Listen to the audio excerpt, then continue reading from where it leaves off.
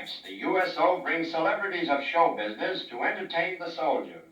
And that brings to mind the Army phrase, a bubble dancer. What, to a soldier, is a bubble dancer? Is it a gum-chewing rookie?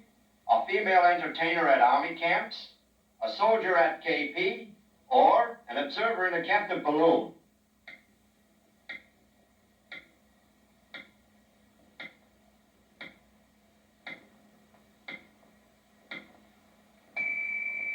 Yup, the soldier's bubble dancer is the cheerless chap who churns the china after chow. No, don't break it. Of course not. The idea. Oh, a wise guy. The boys who take the bumps inside the syncopated sofas, also known as palpitating ponies, have their own slanguage. This includes the phrase, a galvanized Guernsey. A galvanized Guernsey. What does it mean?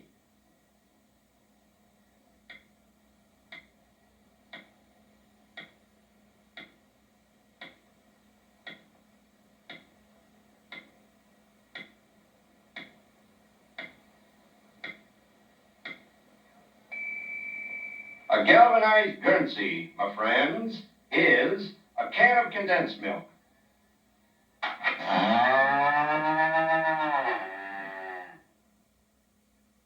And now, as we take a quick gander at the latest thing in Uncle Sam's super tanks, I'd like to hurl this question at you. About what year was the tank invented? About what year? 1916? 1900? 1912? Or 1496?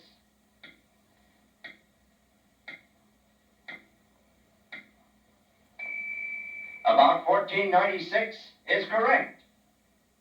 The inventor's conception of this great-grandpappy of old tanks discloses the ingenious use of man's mighty muscles as the locomotive power in days when a supercharger was a horse and internal combustion was a bellyache. The parachute type of attack was developed in the United States as far back as the early 20s.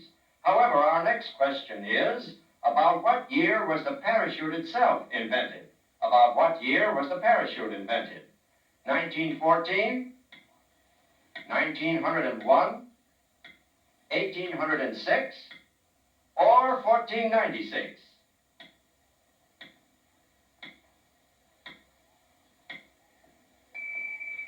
Yes, believe it or call me a terminological inexactitudinarian, the parachute was actually invented about 1496. And while we're on the subject of air attack, about what year was the airplane conceived? 1902? 1872? 1496? Or 1300?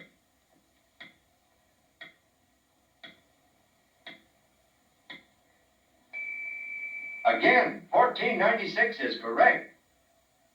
According to its early conception, the plane was propelled by the flapping bat-like wings, which were powered by the pilot, who stood upright, but not for long. And now, the submarine. The parachute, the airplane, and the tank were all invented about 1496. But when was the submarine invented? 1914? 1776, 1862, or 1496?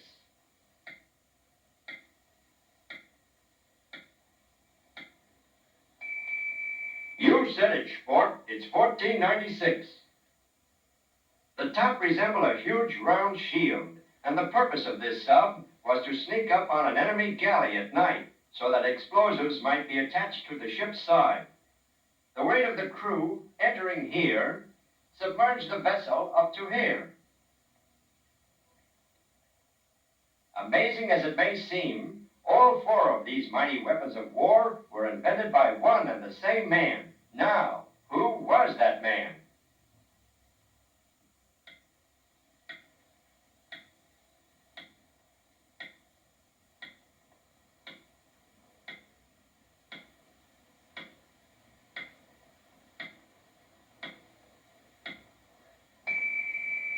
That's the man, Leonardo da Vinci.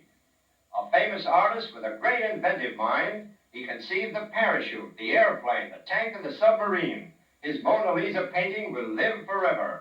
Contrary to a popular belief, this painting has no religious significance.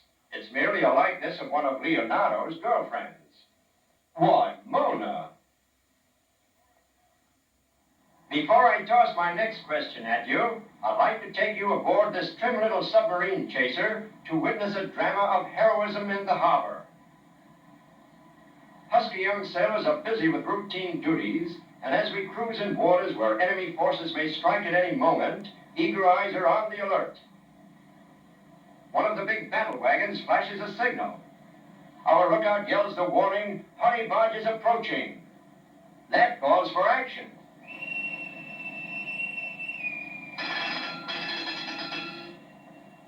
Honey barges are coming, but what is a honey barge?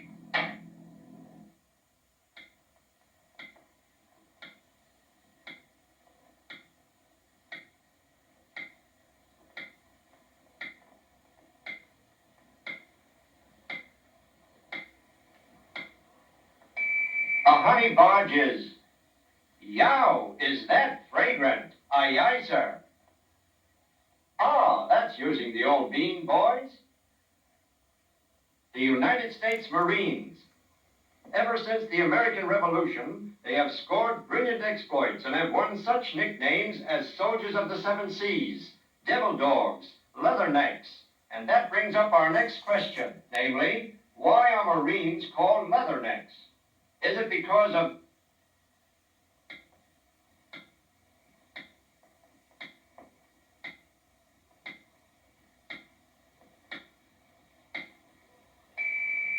The U.S. Marine was first called a leatherneck back in the 1840s because he wore a leather tie or stock as a regulation part of his uniform.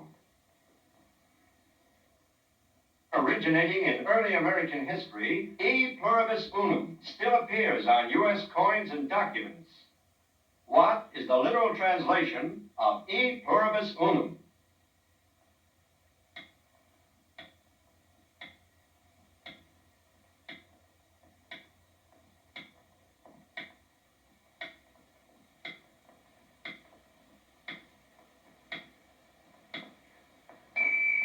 The answer is, from the many, one. From the many states, one nation. And today, from the many hearts in city and hamlet, one prayer. From the many hands, one force. From the many minds, one thought. One cause, one fellowship, and one aim. Victory!